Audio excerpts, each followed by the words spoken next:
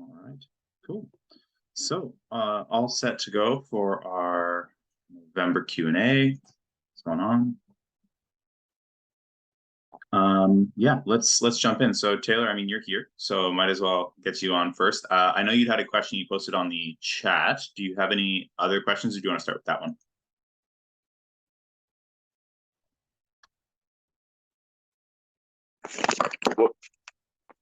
Can you hear me now? Yep. Okay. Yeah, you can just start with that question. Sure. Okay. So your question, if I'm not mistaken, was around when you're using auto regulation, so RIR, so reps in reserve, or RPE, rate of perceived exertion. Should you be using that ranking based on how many more good quality reps, with good technique you could use, or looking at it more from an absolute standpoint of, how many more can you grind out? Is that right? Yeah. Okay. So I think it's going to be block dependent and goal dependent. So really you want to look at what your objectives are for the lift that you're doing, as well as the block that you're in. Ultimately, I'd say if you're in a peaking block, and we'll define our terms here in a second for, good technique, bad technique, and all that. I think if you're in a peaking block, you're probably going to want to prioritize the weight lifted a little bit more, especially if you're prepping for competition. If you're further up from competition, I'd say trying to look at the technical aspect of the lift is going to be more beneficial. And then effectively, the less specific we get to like a competition 1 rep max, the less I think that you need to be looking at, how many can I grind out? And the more I think you should look at the quality, especially as you get into different variations for the lift. So a couple rules of thumb that I like to follow here are, it's called an 80% rule with your lifts. So the idea being small errors are going to account for about 5%. So if you start out with a theoretical score of 100% good form on your lift, and then your small errors on a squat, for example, might be maybe your weight shifts forward onto your toes a little bit, but your heels don't quite lift up, or you have a minor hip shift in your squat, but your knees don't buckle in. Maybe you lose a little bit of your tension at one point in the lift, but you're still able to get up without any major changes in form, stuff like that, right? I'd say those are things that you can work on with good programming and good attention to your technique, but they shouldn't be something where you're going to really need to pull back too much in your training with. On the other hand, if you've got major errors happening in your lift, I would account those for about 20% when we're looking at subtracting off that 100% score. These are things like your knees smacking into each other when you squat, major rounding in your back on your squat or deadlift, especially dynamic flexion. So where you start in one position, and as you start to load or move, your spine changes in position quite a lot. Things like that, I'd say, would warrant needing to take more of a technical RPE or RIR focus as opposed to absolute.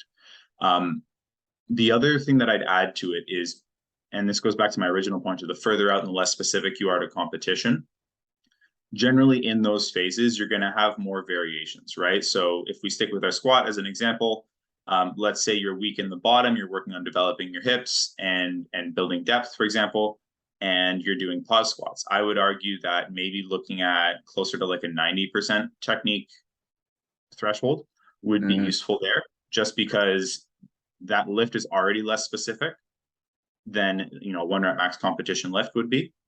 So you want to try to really focus on developing the key points of that lift so that you get the most carryover. And that's where, just by the nature of the lift and why you're programming it, technique becomes a higher focus. Does that answer your question? Yeah. Cool.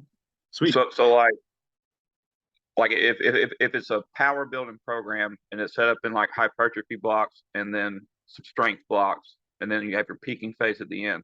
So like on the hypertrophy block, basically like your first 2 lifts of the day most of the time are going to be like compound movements like squats, deadlifts, bench press, whatever. So you would want to practice more on a technical failure with those, and then basically everything after that is more like an accessory movement for hypertrophy. So you could probably get away with like more cheat reps in the end to like figure that out maybe. I think you're a bit inverse from what I was saying. So I'm saying the closer the lift is to like your competition style movement, the more you'd want to focus on just getting the weight up. And the further away it is, so the more of an accessory it is, the more of the less specific that lift is, the more you'd want to focus on the technical side of things. So in your example, let's use if like you hack had squat. your two, go ahead. Like let's use hack squat. Like how would you that would be considered not a compound movement, but more of an accessory movement. So right, how would you base that? Would it be a technical failure on that one, or it would be like a grinding it out? Yeah. Maybe. So I'd say within the context of a powerlifting program, I'd want to look at a hack squat from a technical standpoint, because the goal is not to get as strong as possible on a hack squat. The goal is to get the most out of the hack squat. So develop your legs and your core and connective tissue and all that as much as you can to develop your squat. So there's no extra points for just muscling out reps, right? Whereas if you had like a low bar squat, there absolutely is, right? Yeah. Okay, I understand now. Yeah, I had it backwards. Yeah, all good. Glad we could clarify on it. Any other questions? Well, I think that's it. All right, cool. So we'll burn through the rest of the questions. We've actually got a fair few today, so we'll try to get through as many as we can in about 30 minutes. And let's rock and roll here. So next question we've got comes from Daryl Shelley. So he's asking, he's looking into switching to DUP and needs some recommendations for frequency, sets, reps, RPE, and all that to increase per 3-week microcycle that he's using. So he's never used DUP, and there's a lot of information out there. Where should he start? So it's been a few years since I've actually heard DUP brought up. It was kind of all the rage in like, I don't know, 2014-ish, mid 20 teens. DUP, there is no one DUP. It's a style of programming. Basically, you've got higher reps and lower reps and higher intensities and lower intensities that you're training across the course of a week, right? I think that, Daryl, what you'll find is most programs that start to use, lighter days or heavier days, so even like a low, medium, high type idea, will use aspects of DUP. If you have absolutely no data to pull from in terms of how many sets you've used in the past that's been beneficial, if you have no concept of your MRV, so your maximum recoverable volume, or even minimum effective volume, trying to apply a periodization style on top of a data set that doesn't exist is, I think you're trying to write a program backwards. What I'd invite you to do instead is take a look at some of the programs that have worked for you in the past, as opposed, I'm assuming you're not making this change in programming for no reason.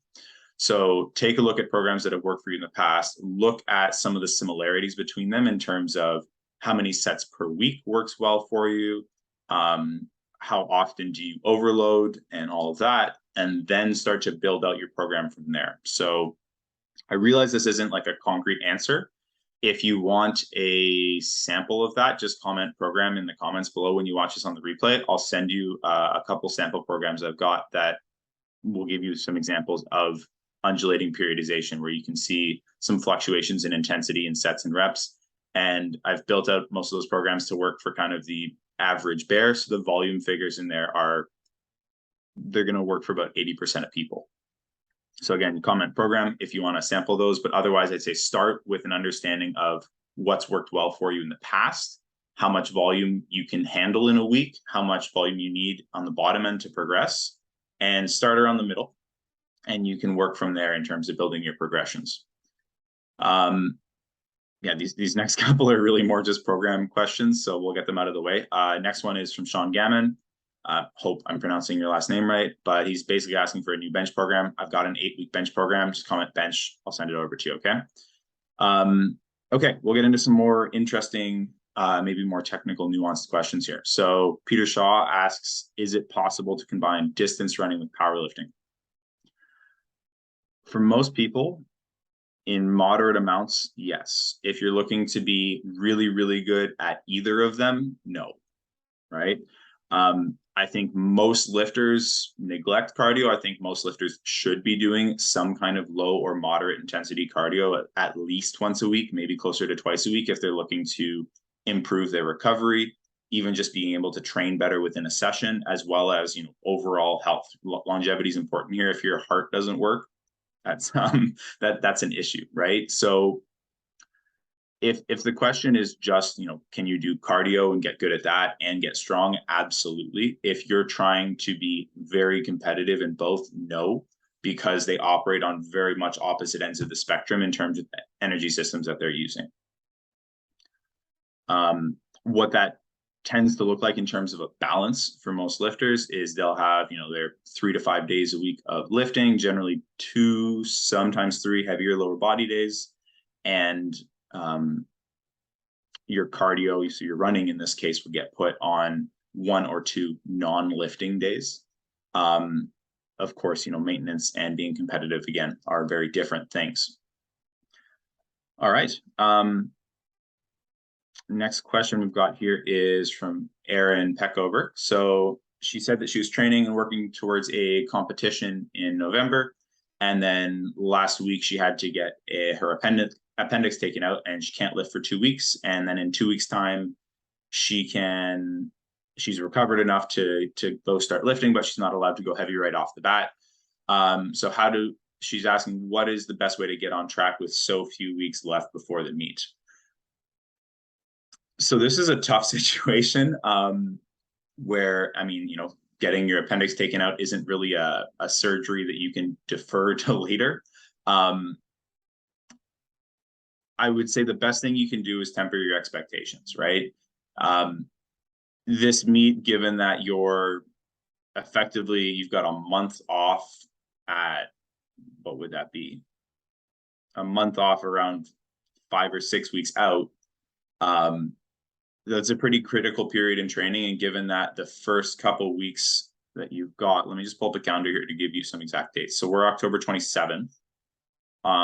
In 2 weeks, so that would be November 10th, you're able to get back to lifting, if I'm doing my math right here, which leaves you with about 2.5 training weeks of time to get back to training and lift heavy.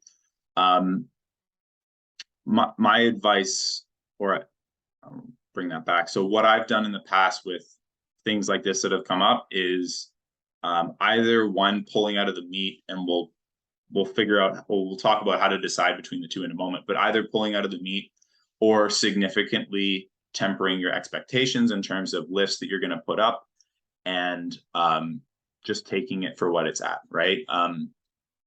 So if this is a meet where you're just competing to put down a total, and you need to just literally participate in this meet because you've already got a qualifying total, but you just need to participate in this meet to qualify for, let's say, provincials or states, or even nationals or something like that, I would say just go do the meet, go be very conservative with it. Don't rush back into training, because all you need to do in this example is show up, right? You've got your QT and all that. Anything past that, you're probably going to do more harm than good. On the other hand, if this was a meet where you need to go set a qualifying total, it's a bit of a tricky situation. I've had lifters in the past get very sick, like be on bed rest a week out, or they've been on bed rest until a week out. They got sick for 5 days or a week or something like that, and we've made it work. They've hit PRs. I've had lifters in the same situation where that doesn't happen as well. I think that frankly, this is out of your control, right? In terms of answering your question on how would you get back on track before the meet, if you've got 2 weeks, I would take the first 5 to 7 days, get a feel for where you're at. And of course, respecting your doctor's orders and your physio and anything like that, any medical professionals. Start out conservative, use auto regulation. And I would start with the first 5 days or so with, just getting back into the rhythm, making sure nothing hurts, hit some conservative lifts where you could double your reps if you needed to, right? From there, so if we've got 18 days or something, right? The first 5 to 7 days, that days from about 12 days out to about 5 or 6 days out, I'd start to work on ramping up a little bit. And just given that you haven't accumulated too much training debt, I would try to progressively build up to heavier lifts that I was at, keeping volume very moderate. So not quite as low as a peaking block, not quite as high as a volume block, but keeping volume very moderate, keeping the reps probably in that 3 to 5 range for the most part. And then in the last 3 to 5 days before the meet, that's when I would start to incorporate some heavier singles, more to practice the skill of singles and heavier weights, as opposed to trying to max out per se, because realistically, if you're coming off surgery, you're probably not going to be pushing super, super hard. Again, listen to your doctor, listen to your physio, whatever they've said, and your surgeon, I suppose, whatever they've said to do, stick with that. This is just a guideline on how I would approach it, assuming they said, work your way back in and push for the meet. In terms of periodization style, I wouldn't worry about percentages too much here. I would really stick with more auto-regulated. So sticking with something where you could about double your reps initially, mid-phase, something where you're in that sort of 7 to 8 RPE, like 2, 3 in the tank. And then that last phase, those last 5 days or so, trying to work up to some heavier weights around that sort of 9-ish RPE, maybe not going full on max. But you're skipping the whole taper and deload, and really I'd just take a couple days off between the end of your training and the meet, because you're not going to need a huge deload because you've had a month to recover effectively before this 2.5 weeks of training. Hope that helps. It's really about making the best out of a less than ideal situation here. And then, the third option that you do have here is just not doing the meet and registering for something in December or even next year. It is what it is. These things, they happen. As much as that's a bit of a scapegoat here, this is probably not going to be your best meet ever, but I'd like to hear how it goes. Let me know. All right, so next few questions we've actually got from Instagram. I posted up a story last week asking for some questions, and these are a blend of programming questions as well as movement-based questions. So, feeling a little back, that kind of stuff. So start with Zach. So Zach asks my opinion on using year-round singles in training, even when in a hypertrophy block. So I actually really like this strategy. I use it with not everyone, but a few of my lifters. So generally more beginner and intermediate lifters aren't going to do a ton of singles in their training. And generally we can get away with, doing, say, hypertrophy block and not worrying about maximal strength at that point. And just frankly, by them getting stronger at sets of 8 or 10 or even 6s, their 1 rep max will go up, because just generally they can get stronger and their max will go up because everything will come up. As we start to get to more advanced trainees, where recovery is a little slower and we have to kind of start to pick between what we're training, that's where I find those heavier singles are really, really useful, in the sense that they can help preserve some of the skill and the adaptations of maximal strength and working with 90% or higher weights. But you can also still get a lot of use out of and benefit from your volume blocks in terms of improving your recovery for when you get back to your regular training, laying a foundation, having some lighter training overall, and obviously just accumulating a lot of workload as well, right? With that said, I don't like them to be maximal. I'm generally gonna work in that sort of 90 to 95% of a training max for 1 or 2 singles a week on bench most often, squat sometimes, and deadlift probably the least often in the training. So your volume block might be, working up to a top single at 90 to 95%, and then you would do all your volume work after that, with the goal of just keeping technical precision and accuracy with those heavier weights. Next, Chad asks if there's any benefit for powerlifters to do non-barbell focused training blocks. It's a somewhat similar question to what Zach had, in the sense that specificity is the #1 thing we need to do, right? So if you're trying to get stronger at a 1 rep max in the squat, bench press, and deadlift, you probably should have that in your program in some capacity, at least fairly frequently. So if the question is, hey, let's go not do any barbell back squats, or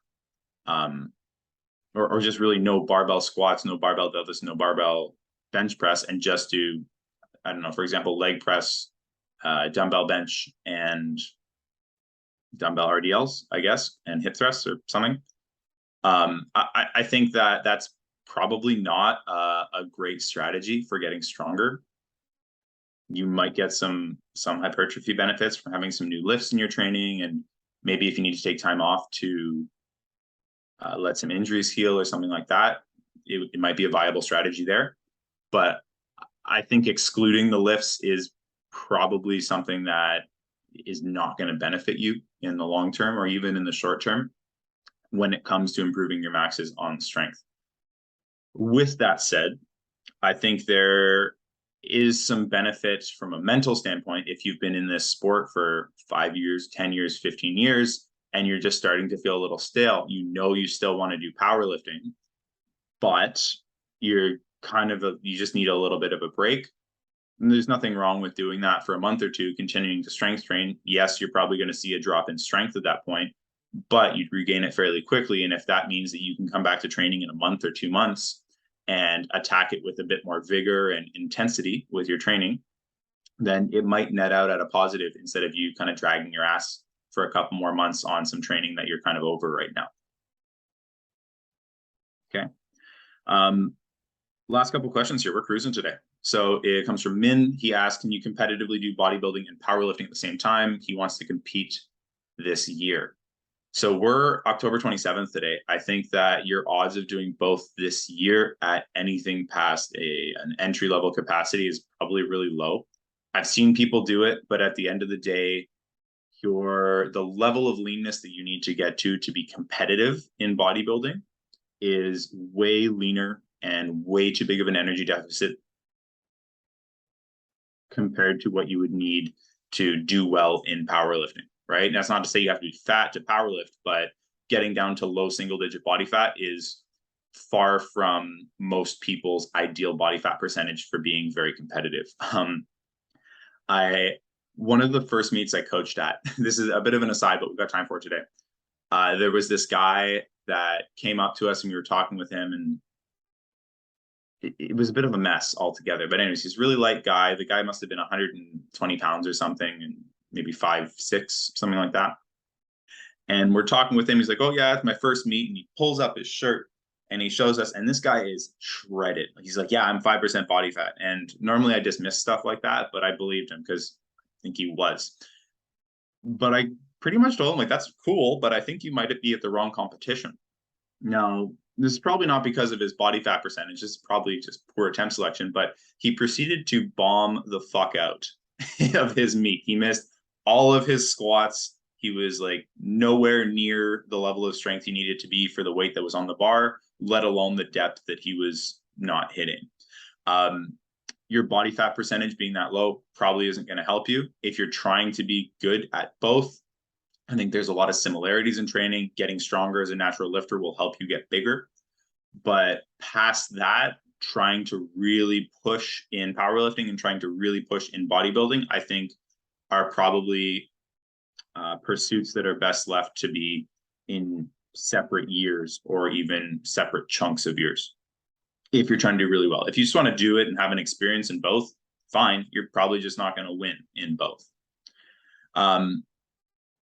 Yeah, last question that I've got here is from Ravinder. So he asks, how to bench and keep your rotator cuff healthy? So I've got a couple free video trainings that I can send you on this one. If you just comment rotator cuff, I'll tag them over to you if you're watching this on the replay.